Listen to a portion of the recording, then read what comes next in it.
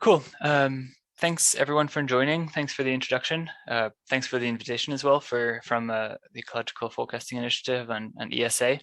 I'm really excited to be giving this talk today. So the general topic I was told to present was movement ecology, and I guess my work really only covers a very small subset of that. And so I'm going to talk about analyzing animal movement data using statistical modeling. I'll go through some slides. I have maybe, I don't know, 20-ish slides that I'll use to present some kind of background about the topic and some background about the specific models that I want to talk about today, hidden Markov models. And then after that, hopefully that won't take more than 20 or 30 minutes. And then after that, I'll move on to running through the code that's uploaded on the GitHub repository and kind of talking you through some of the challenges and kind of practical considerations. Okay. Okay, so a very quick word of background. I'm guessing I don't need to set the stage too much for this crowd, but I work with biologists who go in the field and put tags on animals. Could be an Argos tag, could be a GPS color, something like this. And then the type of data that I work with the most often. Can someone tell me if you can see my mouse? I think you should be able to. Yeah, okay. This is the type of data that I work with the most. It's kind of trajectories in 2 dimensions, so longitude, latitude, space, and that shows us where the animals went through time. Okay. And maybe I don't really need to motivate, animal movement modeling or animal movement analysis for you, because I'm guessing that probably many of you actually put tags on animals or have at least seen data like these. But there's a lot of things we can learn from these, and I want to give a very brief overview of the kind of stuff that statistical modeling can be useful for in the context of animal movement data. So this is a very non-exhaustive list of things that you could want to learn about when you have these data and you're using a statistical model. So one possible area of interest is home range estimation, which I think has a very long history. So you could look at these data. You have locations of animals through time, and you want to know from these data that only cover kind of a finite duration, and you only have observations, say every hour or something. You want to estimate the home range of the animal, what area it occupies. And there's a couple of packages in R to do this. Here I'm just mentioning AD, Habitat, HR, and CTMM. Another kind of unrelated question that you could have is about what I'm going to call behavior segmentation. You have these trajectories of animals, and you might be interested to know what behavior the animal was in at each time step through this time series. And this is what models like hidden Markov models can be really helpful for. So that's one topic I'm going to focus on quite a bit throughout this talk. And there's several packages to do this in R. The 2 that I was going to mention are moveHMM and momentum, and in particular, I'll focus on momentum today in my presentation. Another possible question you could have is, how can I reconstruct a path from data that are irregular or that are noisy? So let's say you have an Argos tag on an animal, so you get points, you get locations from this, but you know that there's measurement error. And so you're going to want to somehow estimate the true location, the true path, reconstruct that true path of the animal from the noisy locations that you have. And this is actually a problem that's quite common in statistics in general, especially in signal processing. And that's often called filtering. You want to filter out the noise and just keep the signal, which in our case is the trajectory of the animal. And I'll talk about this a little bit as well, more kind of as a aside to hidden Markov model analysis, because often this is needed as a kind of first stage of analysis. And I'll talk about crawl and foieGras, which are 2 R packages to do this. Yet another method for the statistical framework for the analysis of animal movement data is a step selection analysis. And here the idea is to try to combine animal movement data and environmental data and try to understand how animals make movement decisions based on the habitat features around them. And I'm not going to say any more about this because I think the next webinar actually in this series will be by Tal Afgar on this very topic. So I strongly encourage you to attend that one as well. AMT is a package in R to do this. And this is a little bit of a kind of a catch-all or something box, movement parameter estimation from your data. So you have these trajectories. You could want to fit a statistical model to estimate something like, the mean speed of the animal, or something about how tortuous the movement is, or something like this. And sometimes those aren't really of interest in and of themselves, but then they're of interest if you're trying to estimate them in relationship with the habitat, or in relationship with behavior or something. And we'll talk about this a little bit as well. Okay. Okay, so that was my very kind of myopic review of a few things you might want to do with statistical modeling. And now I'm going to give an introduction to hidden Markov models specifically for the analysis of animal movement data. Okay, so this is a track of grey seal of the east coast of Scotland. And just looking at the data here on the left, you could notice that there's different types of movement. So in kind of modern data sets that can span weeks or months or even years, the data isn't really homogeneous through the movement isn't really homogeneous through kind of these long time series. So sometimes the animal is going to move more like fast and directed. Sometimes it's going to slow down and move in a more kind of clustered way. And from a biological perspective, we kind of the intuition behind this is that the animal, over the course of, I don't know, a couple of months, which is what this time series lasts, it's going to switch back and forth between different behavioral states. Sometimes it will be foraging, sometimes it will be resting, sometimes traveling or something. And clearly these different behavioral states are going to give rise to different movement patterns. And so this is the starting point, the motivation for hidden Markov models. We want to try to model animal movement patterns arising from different behavioral states, from different kind of types of movement. And here on the right, I'm showing a possible kind of estimated classification into two states, where one of them is kind of fast and directed, the other one is slower. Maybe the slow one could correspond to something like foraging or resting, or a combination of those. Okay. Okay, so before we come back to these kind of behaviors, I wanted to give a short introduction as well about the building block, or the most common building block for these models, which is the correlated random walk. So within each behavior, we're going to assume that the animal follows a correlated random walk. And a correlated random walk is a pretty simple statistical model, but it's quite convenient for us because it includes persistence in direction. So on the left here, this is kind of a simple random walk that doesn't have correlation in the direction of movement. And you can see it's kind of all over the place. And this is a correlated random walk, and it looks a little bit more like what we would typically observe in animal movement data. Animal movement data often, like on the gray seal example from the previous slide, because animals tend to persist in direction, you'll often have things like this, where there's a kind of persistence in the movement, and this is what the correlated random walk helps us capture. Okay. So how do we model a correlated random walk? There's several ways to do it. One common one that I'll talk about in this talk is using step lengths and turning angles. So step lengths are distances between successive locations, right? And it's a measure of something like the speed of movement. A longer step corresponds to kind of faster movement. And we can model the turning angles, which are the changes in direction. So if you think about two successive steps, two successive segments in that trajectory, the angle between them is the turning angle. And it's a measure of how I guess tortuous, how sinuous the movement is. If the turning angle is very small, if it's very close to zero, it indicates that the animal is kind of persisting in its current direction, and so it's going to be strong persistence. Whereas if you have a lot of large turning angles, it means the animal keeps kind of going back and forth, and it's kind of what gives rise to those most kind of clustered movement phases. Okay. Okay, so step lengths and turning angles. So in practice, we're going to model them with probability distributions.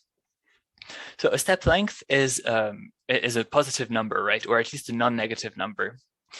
And so we can use something like a gamma distribution to model step lengths. And here I'm showing a few examples and the densities of gamma distributions, corresponding, I guess, to different distributions of step lengths. So for example, the purple line here suggests that most step lengths would be between, like, I don't know, 5 and 15 kilometers or something. So it captures kind of long steps.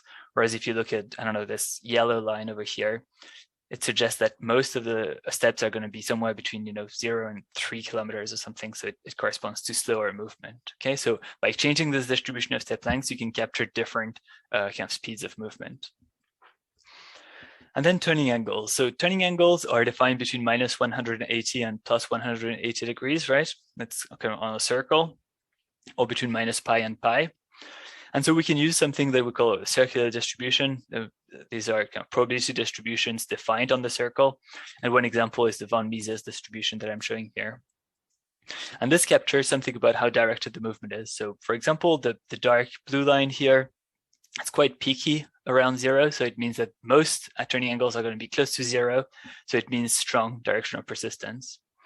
On the other hand, the red line that's kind of flat here, it means that there'll be just as many turning angles. There will be, like pi as minus pi as 0. It means the animal has kind of the same probability of going in any direction at any time point. So there's no persistence in direction. Okay.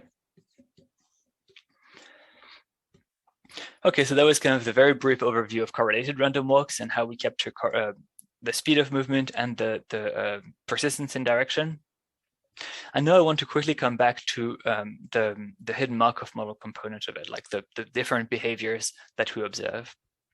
So as I mentioned, the starting point is to say that we want to assume that different behaviors lead to different movement patterns. The animal isn't going to move in the same way when it's foraging and when it's resting and when it's traveling or something.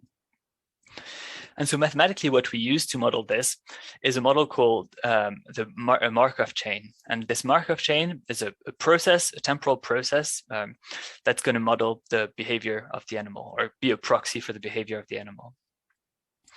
So here is a simple example of how a Markov chain works. So it's an example here with just 2 states. We could have potentially more. We could have 3, 4, 5 states. But here we just have 2 of them, foraging and exploring. A Markov chain then models the transitions between those states using transition probabilities that I'm denoting here as gamma 1 and gamma 2. So let's say that the animal is foraging. Then it has a chance, probability gamma 1 in the next time step, so say in the next half an hour or something, to transition to exploring. And if it doesn't, then it's just going to stay in the foraging state. So it might be foraging for 5 hours, and then at some point it will transition to exploring, and it'll be exploring for 1 hour, and then transition back to foraging. And this is how the model works, okay? So now that we've presented kind of the building blocks, this is the structure the way that the overall structure of a hidden Markov model is often presented. So what this graph here is showing are 2 processes. The first one is the state process that's here at the bottom. And this one is the proxy for the behavior of the animal. So it's like, this could be foraging, foraging, foraging, then exploring, exploring. The arrows show time here. This is state at time t-1, state at time t, state at time t+1, okay? And then these here at the top show the observations. So in this case, it's 1 step length and 1 turning angle for each time point. So these are the step length and turning angle at time t-1, step length and turning angle at time t, etc. And these arrows here suggest that, or represent the assumption that these observations at time, well, let's look at these. These observations at time t depend on the state at time t. So if the animal is foraging or if the animal is exploring at time t, is going to affect the distribution of step lengths and the distribution of turning angles, okay? And the way we model this is using state-dependent distributions. So for example, if we say that the step lengths follow a gamma distribution, now what we're saying is that it follows a gamma distribution, but a different one in each state. So the distribution of the step lengths, given that we're in state J could be exploring or foraging, say, is gamma distributed, and these parameters depend on J. So it's going to follow a different distribution in state 1, state 2, state 3, etc. Okay. Same thing for the turning angles. The turning angle at time t, given that the state at time t is J, follows a von Mises distribution with parameters that depend on J. And so this makes it possible for us to model different movement patterns in the different states. Okay. Okay, so now we have a model with 2 sets of parameters. The transition probabilities, so these are the gammas, tell us how we're switching between the 2 or between the 2 or 3 or 4 behavioral states. And we have the movement parameters, which are the parameters of the distribution of step lengths and turning angles. So for example, we could have some parameters for step lengths for state 1, for state 2. So these define two different distributions. And some parameters for the turning angles in state 1 and state 2, also defining different distributions of turning angles. Okay. And all of these we can estimate from animal movement data when we fit the HMM. So this is kind of a very kind of a coarse summary of the workflow for these HMMs. You would start by deriving the step lengths and the turning angles from location data. And this is straightforward. You can do that, this kind of geometric formulas to do that. Then you would estimate, you would fit the model to these step lengths and turning angles. And in so doing, you're estimating transition probabilities and these movement parameters, possibly as functions of covariates. We'll see that's kind of an extension. And this is usually done using numerical methods, numerical optimization. And then often what we can be interested in at the end, once the model is fitted, is to calculate what we call the most likely state sequence that tells us for each time step what's the most likely state that the animal could have been in. So it can, we can use that to create, for example, that map of gray seal movement that I had in the beginning, colored by the kind of predicted or estimated behavioral state. Okay.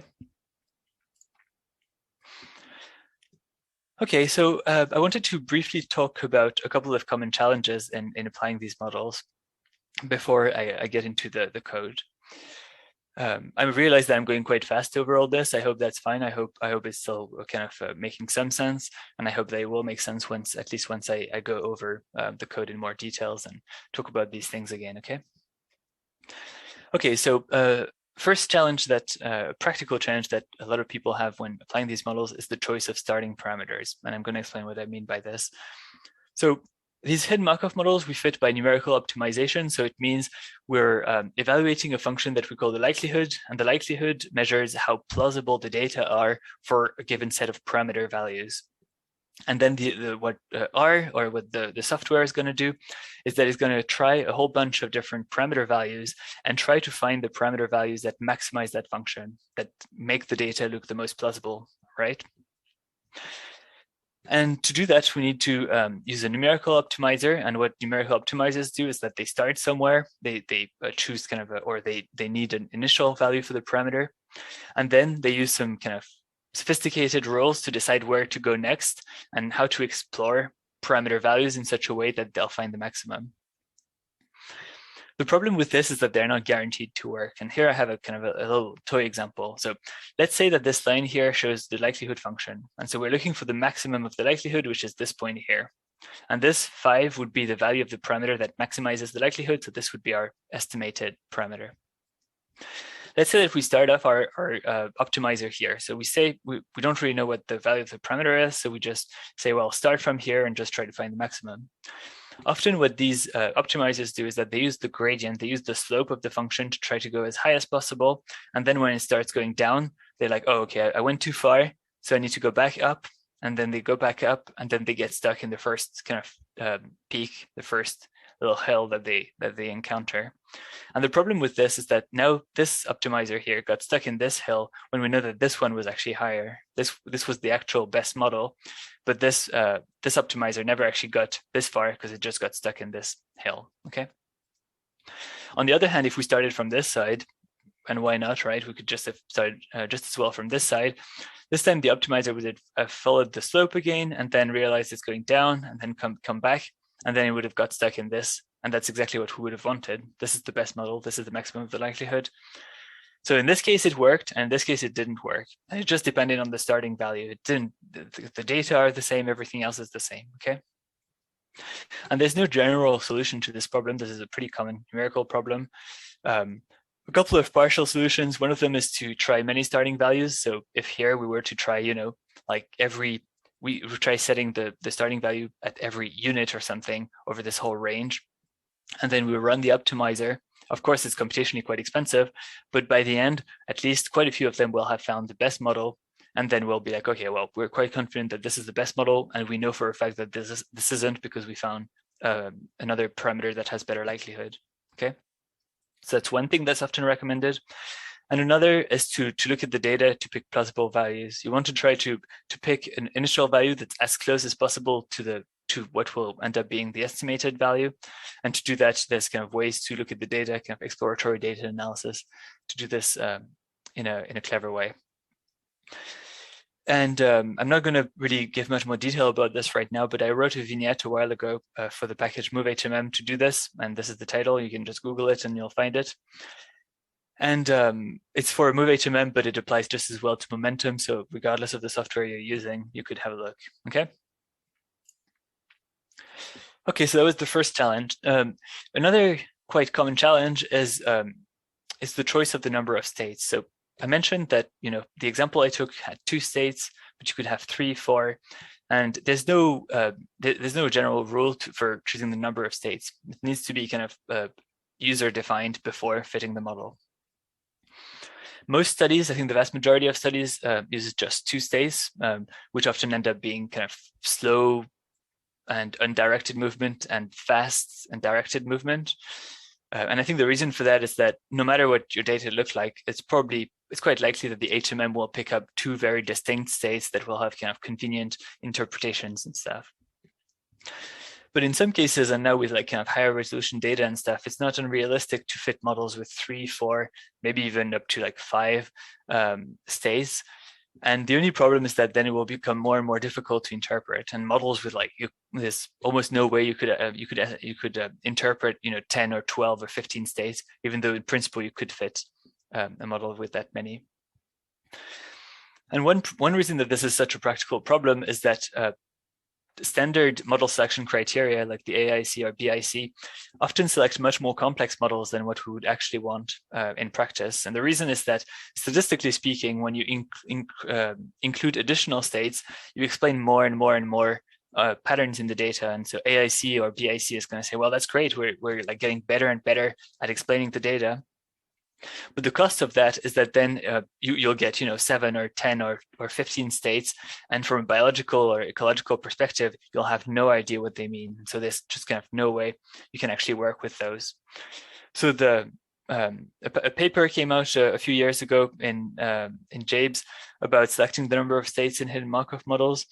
And the approach that the authors recommend is to use a combination of model checking and biological kind of expertise. So the biological expertise is to choose, if you know that the animal that you study has 3 very stereotypical behaviors that you think you can pick up from the movement patterns, then maybe you should just use a 3-state model, because at least you'll be able to interpret it correctly. And then you should probably still use model checking. There's ways to check that the model fits at least kind of decently well. And if it doesn't, you might want to increase the number of states to capture patterns in the data a little bit better. Okay. Okay, and then a third common challenge, the last one that I'll talk about, is irregular or noisy locations. So one assumption behind hidden Markov models is that there's no measurement error in the locations, because we need to be able to get step lengths and turning angles without error, and that locations should be observed at regular time intervals. And this isn't always the case, especially I think for marine biologists. Often, you can only observe the animal when it's surfacing, and you don't control how often that is. So you might not have kind of regular time intervals. And the most common solution, or partial solution to this, has been to use first another approach to filter the noise and regularize the track. And usually this is done with state space models in packages like crawl and foieGras. So this is for your kind of irregular data, could be noisy as well. The first stage is you use some state space model to predict it on a regular time grid, right?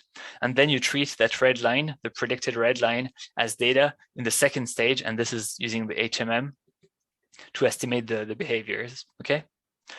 One problem with this is that then you're treating that red line as if it was data, as if you kind of knew where the animal was, like during this long gap, for example. You assume that you know that it was along this line, but you don't actually know that for a fact, right? It's just some sort of like predicted model output that has some uncertainty as well, okay?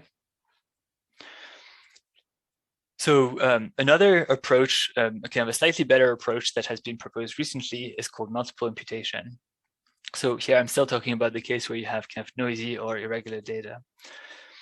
And the way that multiple imputation solves this problem, or attempts to solve this problem, is by generating several plausible trajectories. Instead of just one predicted trajectory, you generate several. So here is this is a northern fur seal trajectory with some gaps. And you can see that in the gaps, instead of just trying to predict one line of where the animal was, we predict maybe 20 lines. And each one of them is going to be kind of a plausible trajectory that we'll use it as input for a hidden Markov model. Then we'll fit a hidden Markov model to each one of these 20 trajectories. We'll get 20 models, 20 HMMs. And there's statistical formulas then to combine those 20 HMMs into just one set of parameter estimates with uncertainty, confidence intervals as well. And the reason that we go to the trouble of doing this is that now the confidence intervals that we get at the end of this procedure will take into account the uncertainty that we had about the location of the animal in these gaps. Okay. It's still not a perfect solution because we need to have some model to generate those plausible trajectories. And if the model that we use for that is not realistic, we're not going to do that very well. We're not going to capture the uncertainty on the location very well, but it's still quite a bit better than just using one trajectory. Okay. Okay, so this takes me to the end of my presentation. I just want to say a quick word about software. There's two main packages for fitting HMMs to animal movement data in R, MoveHMM and Momentum. MoveHMM is pretty specialized. We wrote it as kind of as simple as possible, a package to fit kind of HMMs to animal movement data. So it's I think quite simple to use. It can still be used basically for all the models that I'm going to present today. So it does have some kind of extensions and stuff.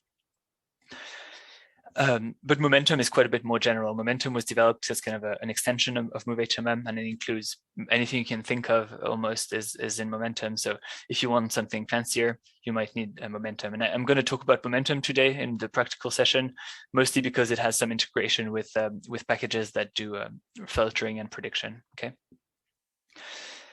Okay, so this is all I wanted to say. This is a list of references. I'm not going to go through them right now, but just in case you want to read more about this, you can have a look. And these slides, by the way, are also on GitHub, so you can get them there. Okay, great. So I'm going to stop sharing my slides and move on to the practical session, if that's okay with everyone. So I'm going to try to share RStudio. Okay, you should be able to see my RStudio window right now. Yep. Okay, good. So this code is on the GitHub repository. It's in several formats. There's the R Markdown document, which is what I'm going to go through myself, like right now.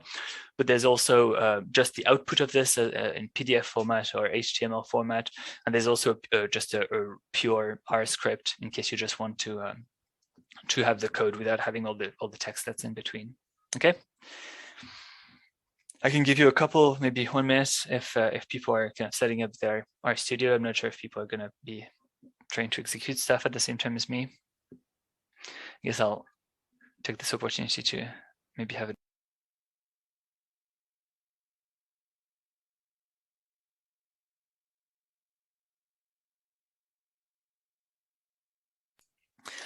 Okay, so I'm going to present what I think is kind of a pretty typical analysis of these data with hidden Markov models.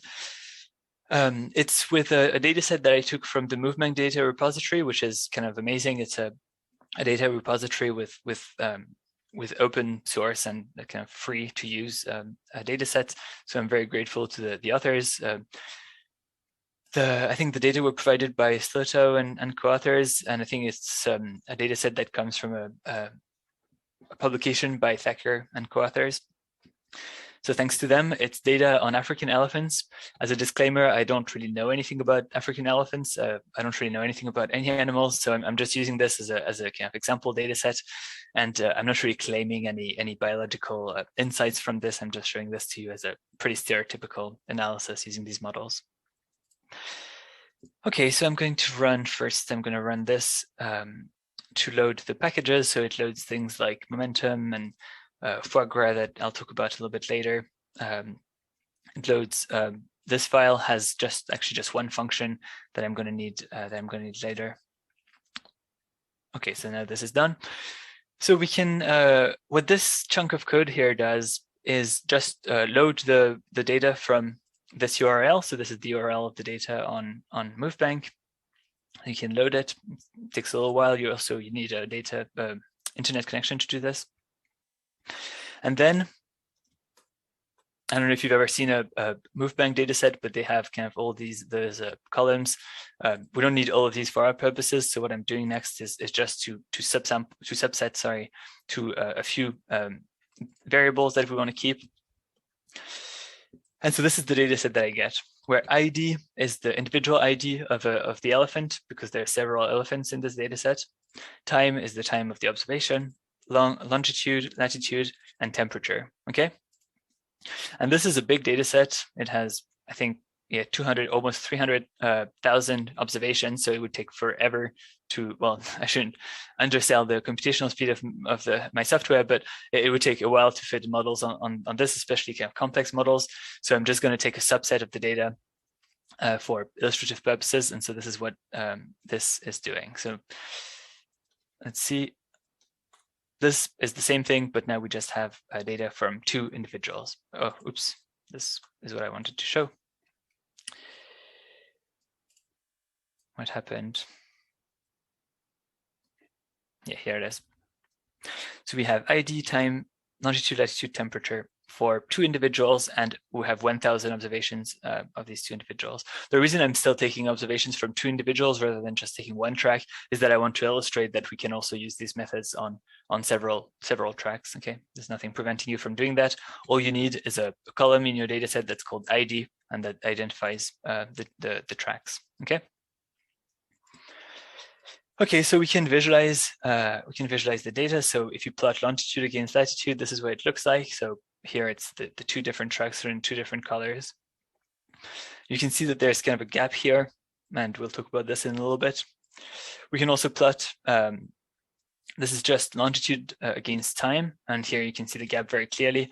So this, the red track here covers maybe a month or something, and the other track ran, I'm guessing the tag probably ran for a couple of weeks and then stopped working for, or I don't know, it was turned off or whatever for maybe a couple of months, and then ran again for a couple of weeks. So there's this big gap.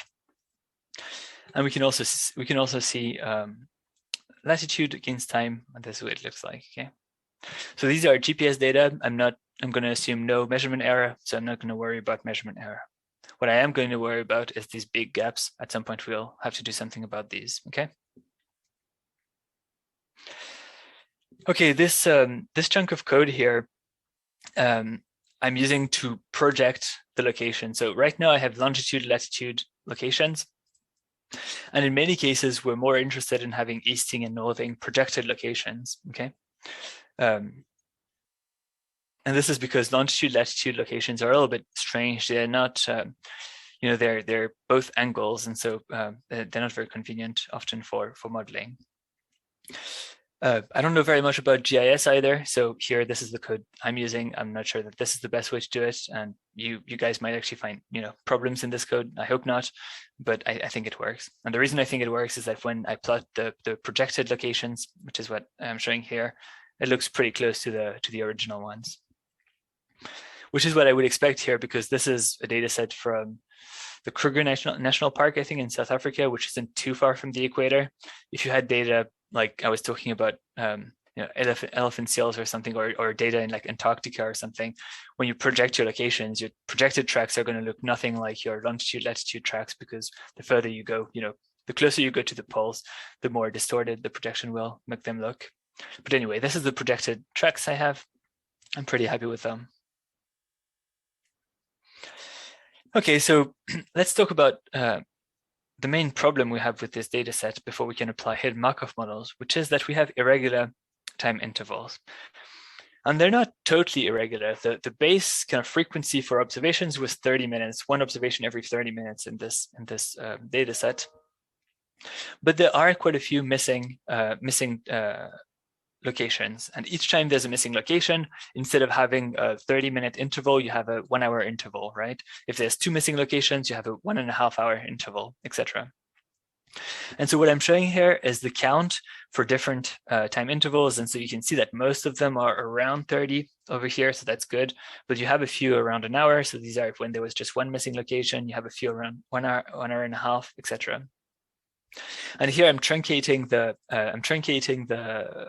x-axis. But if I don't, I don't know how big it needs to be. Oh yeah, this is the maximum value.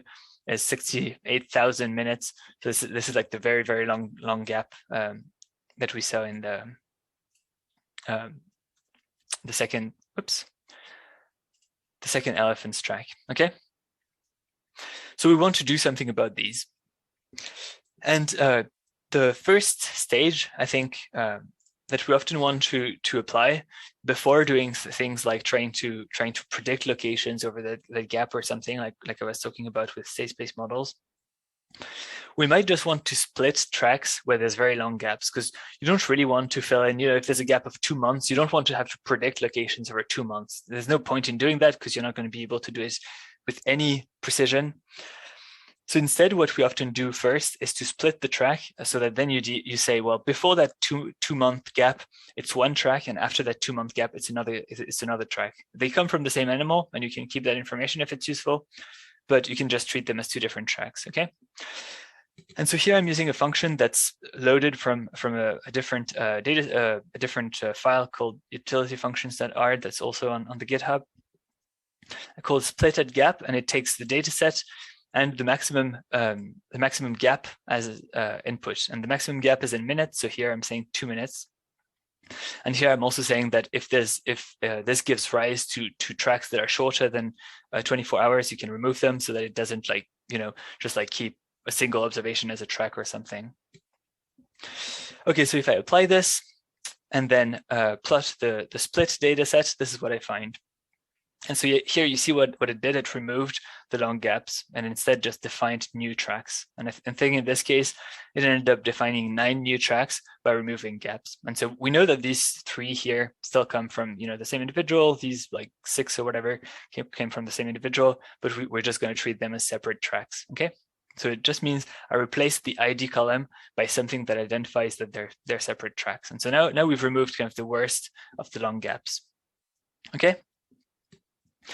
We still have some irregularity because we still had we had some gaps that were just like an hour and a half or an hour or something. And I didn't split tracks as when it was this short. I only split the tracks when it was longer than 2 hours. And one thing we can do about this, well, I can show you. Oops. So for example, here, if we look at the data, the first observation was at midnight, the second at 1 o'clock. So here half an hour, here half an hour again, but here half an hour again, but here it is 1 hour and 30 minutes of a gap right here, right? And then an hour. So these are still not regular. So this is still going to be a problem to get step lengths and turning angles for hidden Markov model.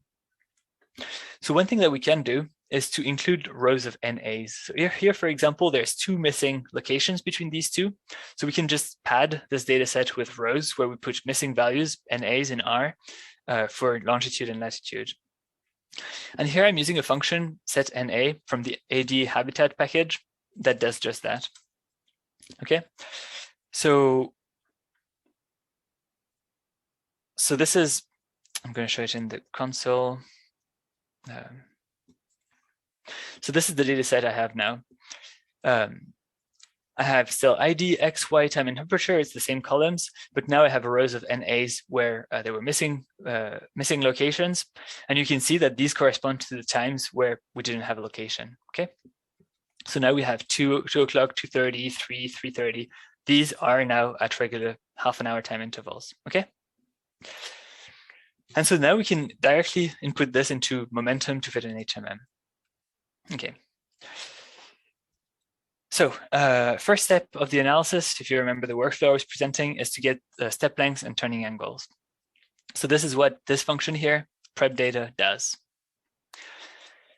And so here, if I print my data set, It's the same variables as before, except it also has a column for step and a column for turning angle. And then these are the variables that we're going to model in the HMM. One thing I want to point out, in case any of you are confused about it, is that you'll see that there's more missing values in the step lengths and turning angles columns than there were in the locations. And the reason for that is that to get one step length, you need 2 locations. And to get one turning angle, you need 3 locations. And so when you have one missing location, you get 2 missing step lengths, you get 3 missing turning angles, okay? So this is why you can, in principle, you can include these missing locations and then fit the HMM, but it can be a problem if you have many of them. You might have many missing steps and angles, okay? Okay, so this was preparing the data. Now we can go on to fit a model. So there's 2 things we need to specify. We'll be using the function that's called fitHMM. FitHMM is the most kind of central function of momentum. It's the function that fits a model, and it takes the data set, this data set that I was showing, as input. Another input is the number of states. So here I'm just going to fit a 2-state model. So I'm assuming that the movement arises from just 2 movement states. And then there's 2 other things we need to specify, this dist argument and this par0 argument. Dist specifies the distributions that we use for the step lengths and turning angles. And here in this case, so I'm defining as a list with an element for each variable, and I'm saying the step lengths are gamma distributed, the turning angles are von Mises distributed. Okay, this is what this means. And then this par0 argument takes the initial parameter values that we want to pass to the numerical optimizer for model fitting. And so we need to pass a list of initial parameters that looks something like this. And here in the comment above, I've put the interpretation of these 6 initial parameters that we provide. This is the mean step length in state 1, the mean step length in state 2, standard deviation of step length in state 1, standard deviation of step length in state 2. And these are concentration parameters, so measuring how peaky the turning angle distribution is, okay? And I'm not going to have time to describe how I came up with these values, but I point you to that vignette that I mentioned. I think there's also a link to that vignette right here under this chunk, if you're curious to know how I came up with these values.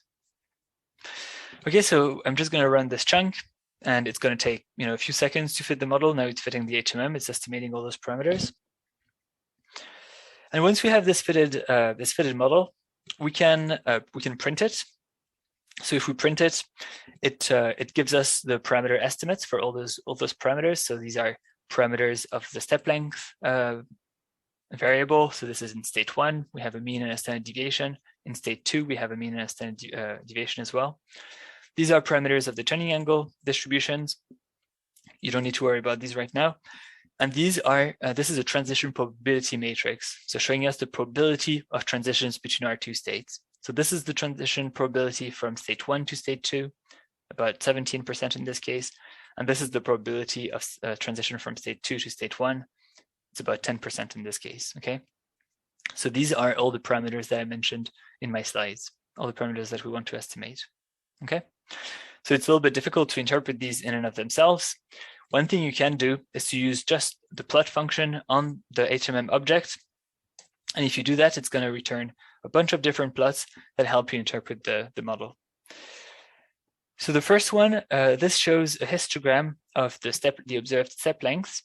And then the 2 colored lines are the densities of step lengths, the estimated distributions of step length in the 2 states. So we see in state 1, it's a distribution that's going to capture mostly kind of short steps, because most of the probability is kind of close to 0.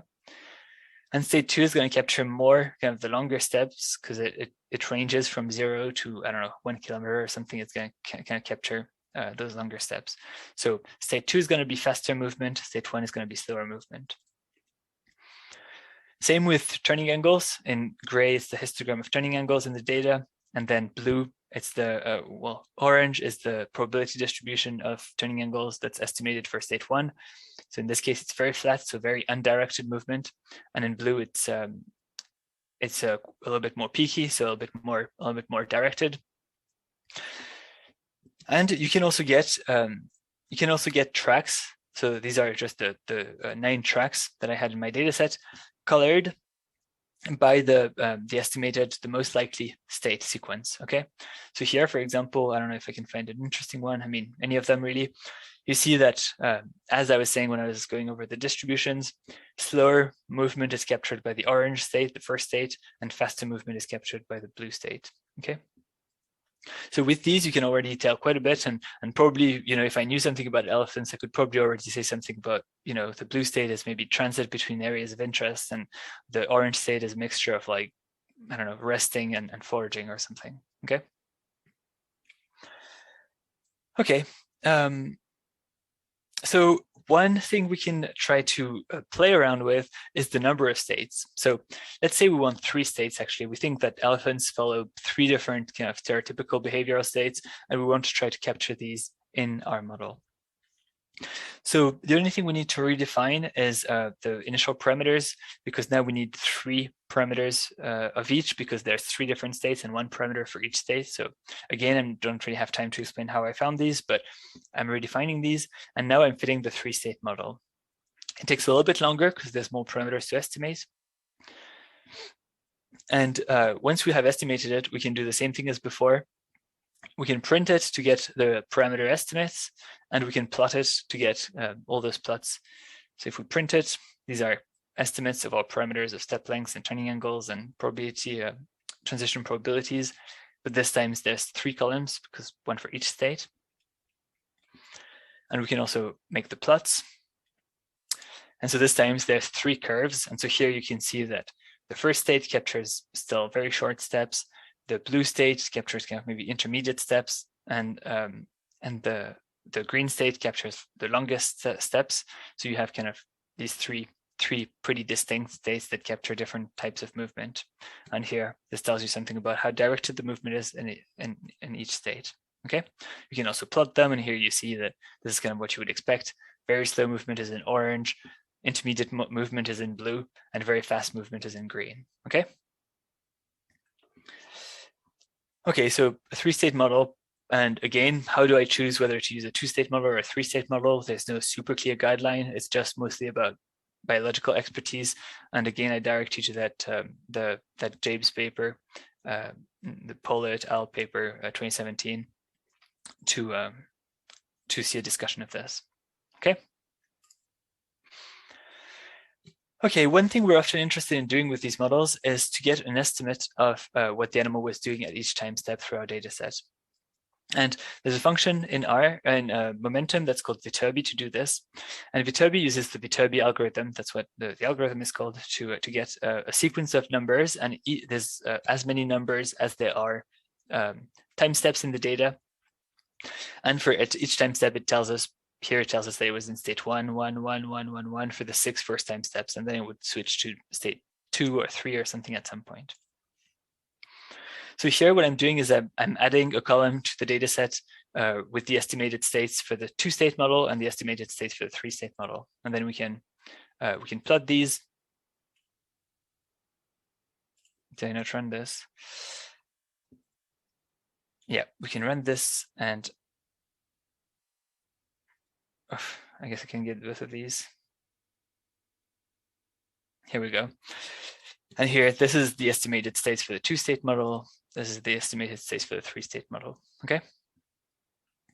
So all of this takes just 1 line of code with this Vetorbi function. Okay, an extension, maybe the most useful extension in these models, is to include covariates on the transition probabilities. So we want the probability of the animal being in the foraging state, say to depend on temperature or something. And we can do that using the formula argument in foieHMM, in that function that I've been using to fit models. So here I'm using the same function call as before, except I've used this formula, and this indicates a linear effect of temperature. I could also fit a model with a formula like this, which indicates a linear and a quadratic effect of temperature. This just takes kind of the standard R formula syntax. Okay. So let's run both of these. Again, it's going to take a little bit of time because now there's more parameters to estimate. We need to estimate the effect of the covariate on the transition probabilities. And then I'll show you what kind of interpretation we can have from this. Okay, so first thing I wanted to say is that you can use AIC to compare these models. So when you have different covariate formulations, you can compare those with AIC. And in this case, for example, so I just use the AIC function on those two models, and it tells me that the HMM3, which was the model with a linear effect, is very slightly favored by AIC. Okay. So then if we want to try to interpret the effect of temperature on the transition probabilities, we can try to plot the model. And when we plot the model, a plot like this is going to show up. And maybe can I try to do it here because it's a little bit squished. Yeah. And what this is showing is, so this is the probability of transition from state 1 to state 2. So from slow to fast. And this is the transition probability from fast to slow. And it's showing it as a function of temperature with some confidence band.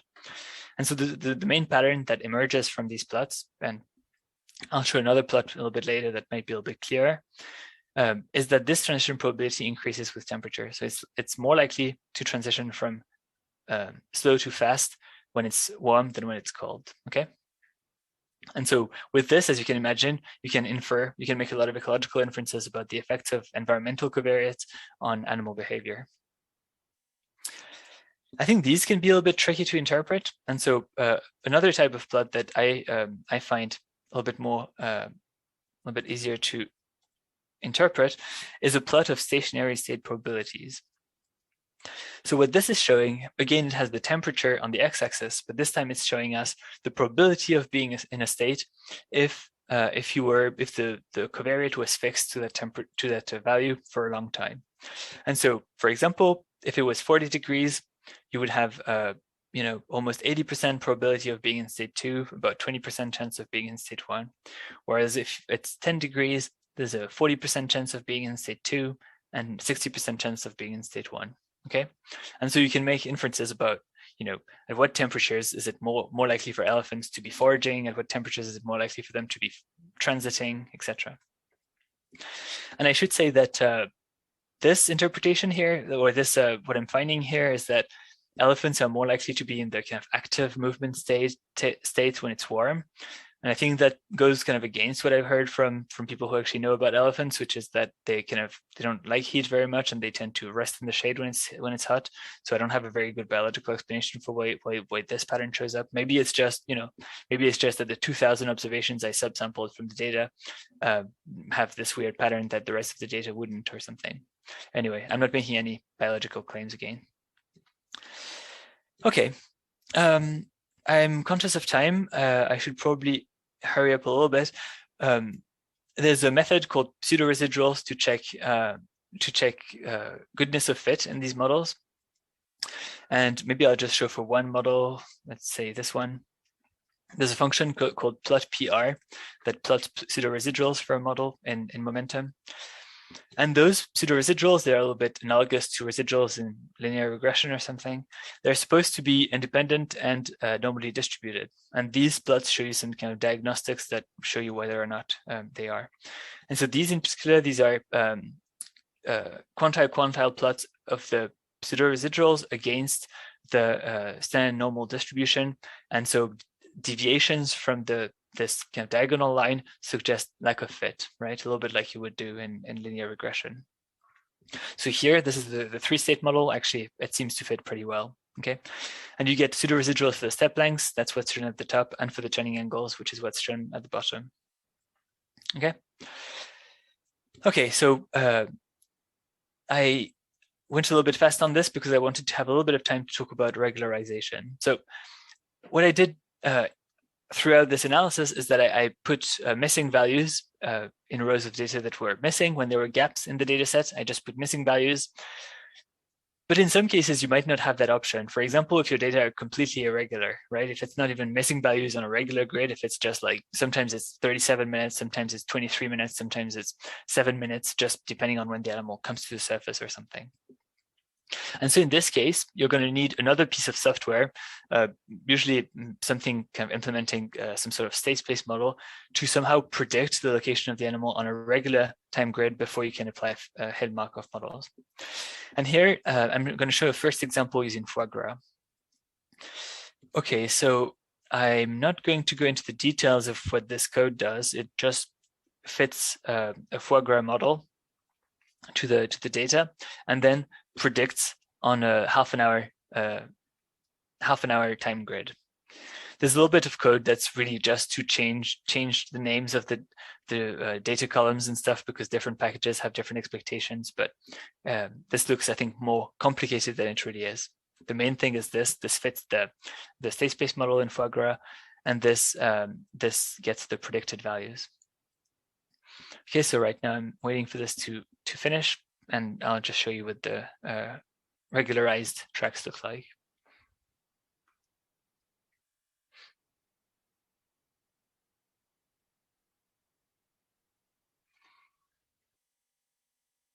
Okay, I think it's done now. So you can plot in foieGras, you can plot the fitted model, and it gives you a plot for each track of the regularized locations. And so it looks something like this, where so I think the blue dots are observations, and the red dots are predicted locations. And so you can see that you're predicting. Let me try to find an example with some nice gaps. Like here, for example, you're predicting some locations over the gaps to fill them, right? And so if we, where is it? If we look at this, this is the regularized track. Here you see that now there's locations every half an hour with predicted longitude and latitude values, and these were obtained from that state space model. Okay, so because here we have regular rows, we can directly use that in movehmm, in momentum, sorry. Okay, so I'm going to take this regularized data set and estimate step lengths and turning angles. This time there's no missing values in the step lengths and turning angles, because we filled in all those gaps with predicted locations, right? And we can fit a model just like we did before to the predicted to those like regularized tracks. And we get something like this, where now we don't have any gaps anymore. It's all regular locations obtained from that state space model. And as I mentioned before, this is a little bit risky, because here we assume we take as data something that was obtained as the output of the previous model, the state space model. And so this ignores some of the uncertainty in the data, which comes from the uncertainty over those gaps of missing locations, right? But in practice, in this case, we get two pretty distinct states as well, just like before, that roughly capture kind of the same two behaviors. One is kind of fast and directed, and the other one is slow and undirected movement. Okay. So this is one possible way to do it, using foieGras. Another piece of software that has been used for this is called Crawl, and you might have heard about it. It's very popular. And Crawl has a nice interface with momentum, which makes it a little bit easier to integrate into your momentum workflow. There's a function called crawl wrap. That's a momentum function that does the regularization for you prior to the HMM analysis. So if I call crawl wrap, it's going to fit. So here, this is a little bit similar to what was happening with foieGras. Right now, crawl is fitting models to fitting some models to the tracks, and then predicting locations on a regular time grid. And these are the regularized tracks. The crawl ends up adding a whole bunch of columns, but the point is that now we have regular time intervals again, half an hour every time, and so we can directly apply the HMM methodology. We can directly apply fit HMM to this regularized data set as well. Okay, and if I plot this, oops. So now I'm plotting the results of the HMM fitted to the crawl data. Again, we get something pretty similar, where we get one state that captures fast directed movement in blue, and one state that captures slow undirected movement in orange. Okay. So this is another option. Whether you do it with crawl or foieGras, there's always this problem that here we're not accounting for the uncertainty on the regularized locations. And so here I have a kind of a very brief mention of multiple imputation. And in momentum, there's a function for multiple imputation called mi fit HMM, multiple imputation fit HMM, that takes as input the output of a crawl model. And then what it does is that it generates those plausible trajectories that I talked about from the crawl model. And it fits an HMM to each one of them. And then maybe I should start running this because it's going to take a little bit of time. So here I passed this argument here, which means I want 10 fitted models. So I want the function to generate 10 plausible trajectories, and to each one of them fit an HMM. And then the function automatically merges all the models and gives you the kind of the summary that includes the uncertainty that you had on the original data. So obviously this is computational because you need to fit now, instead of one model, I need to fit 10 models. And actually in practice, I mean, you should use more than 10. In practice, you could use, 25 or 50 or something. And then the more you increase this, the better you capture the uncertainty in the data, but the more computational it is. The good news is that all those models can be fitted kind of separately and in parallel if you want. And there's this argument n cores that lets you specify how many cores you want it to be fitted on. And so if you have a supercomputer with like 64 cores or something, you can fit 64 models. It's going to take just as much time as it would have to fit one model. Okay, so now it's finished, and so we can look at the model. It ends up being just like a single model, just as if it was fitted like a single model. But the difference now is that confidence. That these estimates, and if I was to look at things like confidence intervals, those would include the uncertainty, not just the uncertainty on kind of one predicted track, but the uncertainty that comes from all those generating all those plausible trajectories. Okay, great. This takes me to the end of this document. I realize I had to go quite fast at times. I hope that if you go over this again and at your own pace, it will all make sense and will kind of help you get started with these analyses, and that you can use this code, you can use this kind of vignette to analyze your own data if you have some. Okay, so thanks. I think I'll hand over to Dennis, and we can take questions. Fantastic. Thank you, Theo. That was really very comprehensive. So what I'm going to do is I went to the pollav.com EFI 2022 website. And so if you have questions that you haven't made yet, please post it there. If there are questions that are already there that you'd like to see answered, please upvote them. So I'm going to start the questions by going over the ones that have been most upvoted, and then I'll just move down the list. So the first question, Theo, is if you have preferred literature, books, with a general overview of movement ecology, do you have any recommendation of a book that could help in terms of movement ecology? Okay, so I might not go as broad as movement ecology as a whole. There's a book, do I have it here? It's a book by Mevin Houghton and co-authors that came out in 2017. I should know the title. I think it's just Animal Movement, Statistical Models for Telemetry Data. So that's kind of, it's a pretty good review book that came out a few years ago.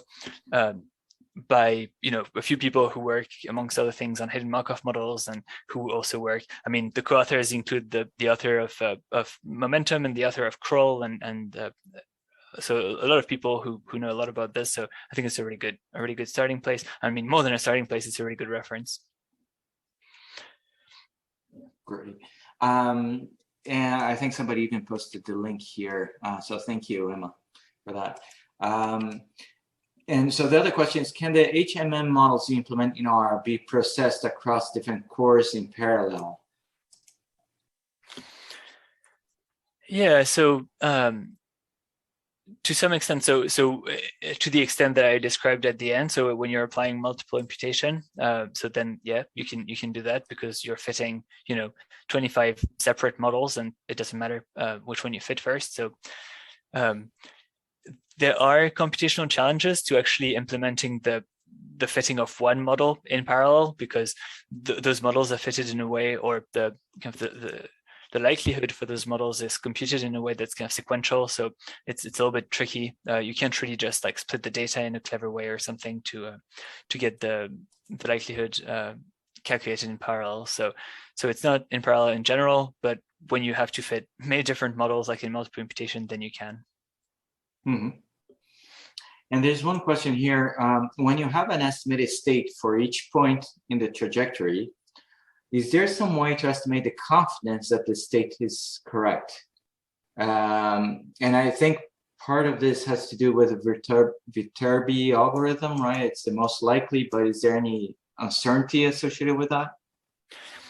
Yeah. So I mean, definitely, and that's a really good question, and it's almost kind of an active area of research. I think it's kind of tricky. Often, what people do is that they take these as granted, and like or as data, I guess, those estimated behavior or this estimated states, and they're not, obviously. Yeah, they're the output of a statistical model, and one way, and the kind of the simplest way that you can to have a better idea of the uncertainty, and that's implemented in momentum, is to have a look at what we call state probabilities. So there's another function that I didn't show here in momentum that's called state probs. And what it gives you is that for each time step, it gives you the probability of being in each state. So for example, maybe it's going to tell you that you have a 52% chance of being in state 1 and a 48% chance of being in state 2. And so you're like, oh, okay, so it classified it as being in state 1, but really it's really, really close, right? Whereas in other cases, it might be a 99% chance of being in state 1 and 1% chance of being in state 2. And so it gives you a better measure of that uncertainty.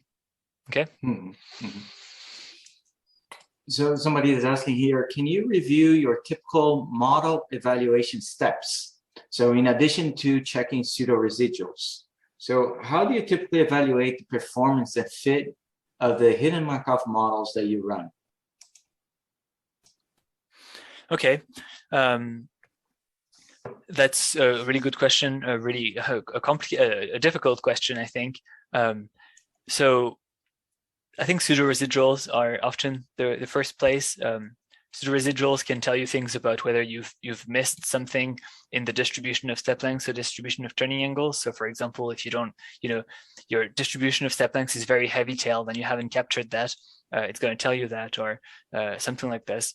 It can also tell you about residual autocorrelation, and because I had to go quite fast, I didn't mention that, but it gives you a little autocorrelation function plot for the pseudo residuals that you could use in a similar way to what you would do in linear regression or something, where what you want basically is that you don't want residual autocorrelation. If there is residual autocorrelation, it means that there is some kind of autocorrelation in your data that isn't captured by the model, and that's going to happen fairly often. Often it's not really a problem, but it's good to be aware of. So pseudo residuals, I think it's a good thing to just visualize the model. That's why I spent quite a bit of time showing all those plots. I think looking at your decoded, like color coded tracks, looking at your distributions, I think this helps really give you an idea of whether the states that you've identified with this model are well defined, whether they overlap or not. Hopefully they don't overlap too much, otherwise their interpretation can be a little bit tricky. And then it helps you with the ecological interpretation as well. It helps you say, well, I think for this particular species, slow movement, it's got to be resting, and fast and very directed movement, it's got to be transit or something. So I think quite a bit of kind of almost exploratory analysis with the output of these models. One very last thing that I wanted to mention, and this is not used a whole lot in practice, but has been recommended in theory, is to use something called posterior predictive checks on using these models. And the idea there is that you would simulate trajectories from your fitted model, and you can do that. There's a function called sim data in momentum, where you can put as input just your fitted model, and it will generate trajectories from that model.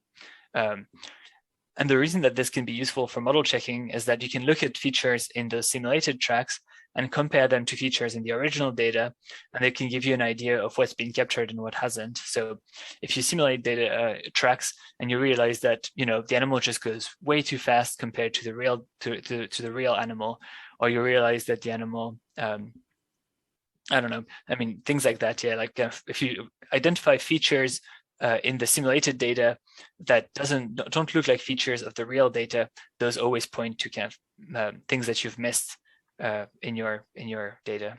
Okay, so yeah, these are kind of the main directions I would explore. Great, awesome. So there's a question here: as an alternative to path filtering, so if you have incomplete but very accurate GPS trajectory data, what are your thoughts on data imputation? Where did that go? To reconstruct paths. Are there tools to do that currently available? Any recommendations when multiple movement phases, searching, resting, exist? Okay, I think there's several parts to this question. So I was using the term filtering maybe a little bit liberally, but I was also referring to, I mean, more generally kind of regularizing a data set. So for example, that's what I used when with the elephant data set, there was no measurement error, or I assumed no measurement error, but I could still use packages like foieGras and crawl to regularize the data set. So I think that's probably kind of similar to what you were referring to with for these kind of imputation methods. So that's where I would direct you, foieGras and crawl and similar methods. The second part of the question about particular tools in the case where we know that there are different movement phases, I think that's a very difficult question. I don't actually know that there are good tools to do that. And I can say maybe one more word about this, which is that, and I think that's what this question is hinting at, those predicted paths, or even in the case of multiple imputation, all those plausible paths that we're generating are generated from a state-space model that doesn't have built-in behavioral states. That state-space model just assumes that there's one type of movement. And so it's going to predict those imputations using just that one type of movement. Whereas what we would want, because we know that there are several types of movement, that's why we're fitting an HMM, we would want a state-space model that can capture that heterogeneity in the movement that comes from different behavioral states, so that we can predict the the trajectories, or we can generate those plausible trajectories between over those like long gaps in a way that kind of accurately or realistically represents what the animal could have done in that gap. And I think that's again an active area of research. There's no current kind of easy tool for that. Mm-hmm.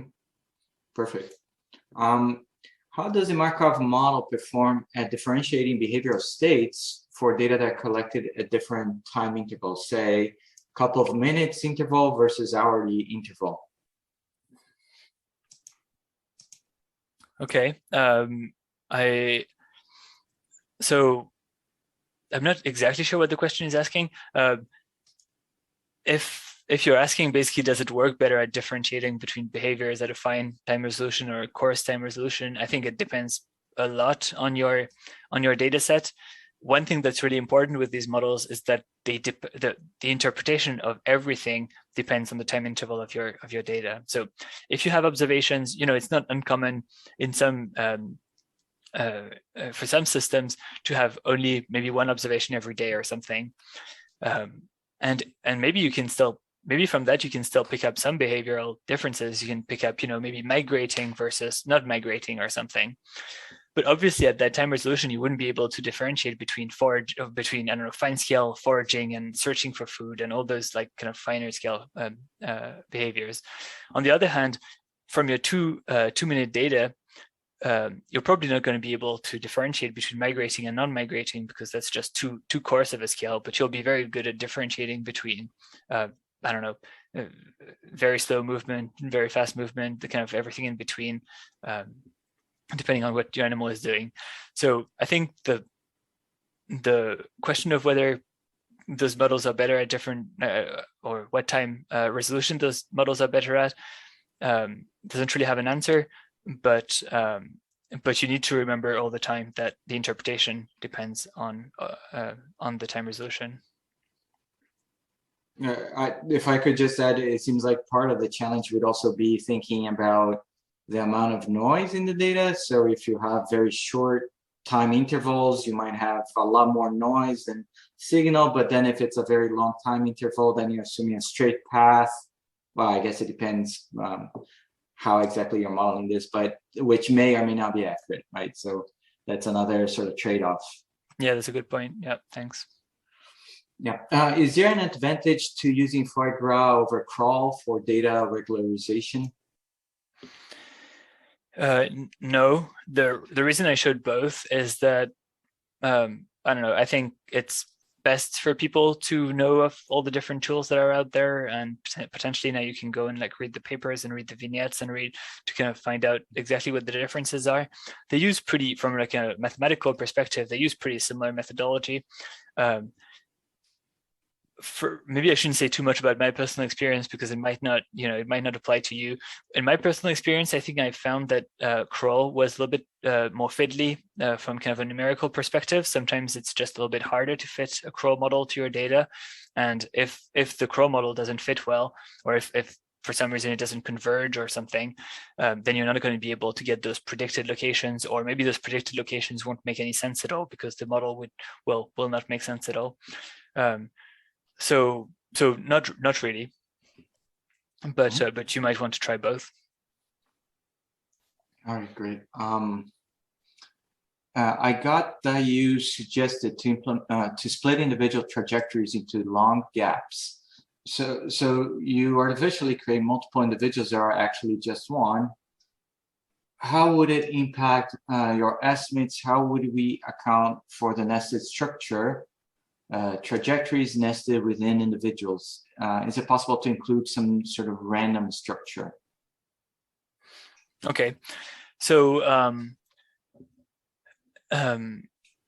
one thing they maybe haven't emphasized enough is that the way these models work by default is that when you pass your data set with that ID column that tells you, which track or which individual or something it is, actually, the model doesn't really use that almost at all, except just to know that there isn't actually a step length, between the last observation of the first individual and the first observation of the second individual.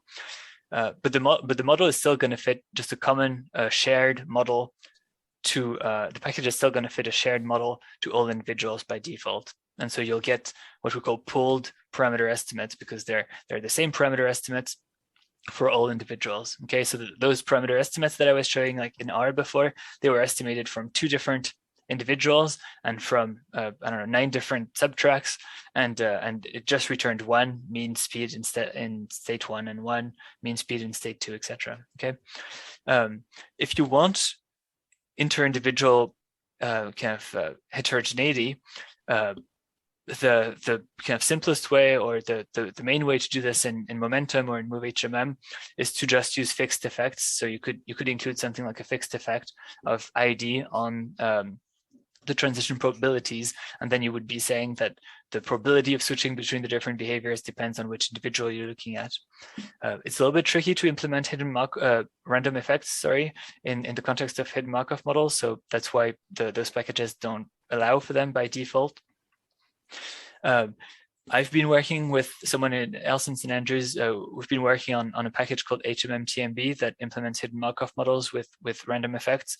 And so then you can specify pretty kind of flexible formulas where you could have a random effect of individual or a random effect of whatever you want on the transition probabilities.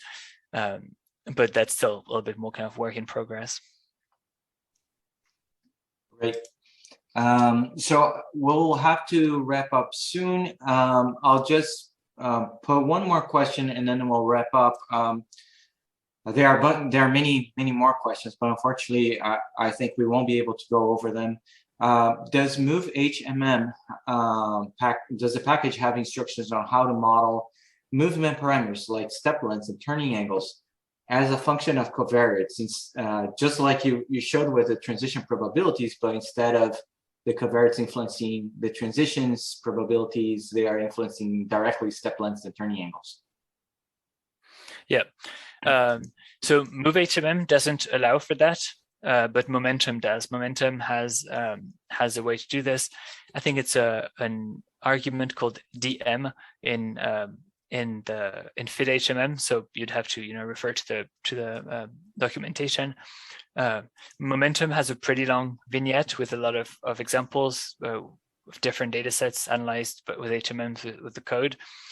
And so you can look into that, yeah. So Momentum allows for it. The reason that MoveHMM doesn't allow for this, and the reason that I think it's a little bit less useful in practice than putting covariates on the transition probabilities, is that when you include covariates on the movement parameters themselves, it makes interpretation quite a bit trickier in some cases, because then you're saying, for example, that the mean step length in state 1 depends on temperature, say. So maybe when it's cold, the mean step length in state 1 will be 2 kilometers, and when it's warm, it's going to be 20 meters or something. Well, what's the interpretation of that state then? You can't really say that that state corresponds to fast movement or slow movement, because it depends on what the temperature is. So it makes that interpretation a little bit more difficult. Whereas on the other hand, if you just include covariates on the transition probabilities, you're saying, well, I have a fast movement state and a slow movement state, so the interpretation of these is quite easy. And then what I'm doing is just looking at how this covariate, how temperature, for example, affects my probability of moving from one to the other, or of starting to move fast or of starting to move slow. Okay, yeah, that's the gist of it. All right, great. So thank you very much. Thank you again.